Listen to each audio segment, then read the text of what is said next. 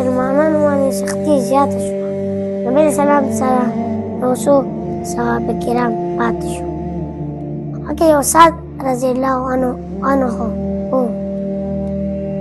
دا نبي علیه السلام مخ ته ولاړو، غشي به یې شیټل.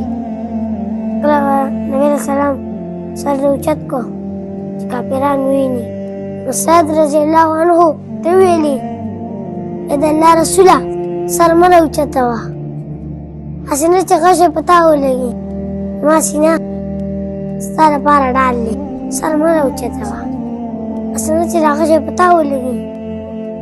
سعد رضی الله عنه چې کله غشی شتو خطا به نه تو. شاته نو نبي علیه السلام جواب ورکوي ارمي یا سعدو فداک ابي و امي.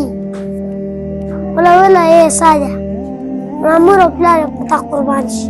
دا واحد صحابي دی چې نبي علیه السلام ورته ویلي زما مور او پلار په تا قربان شي.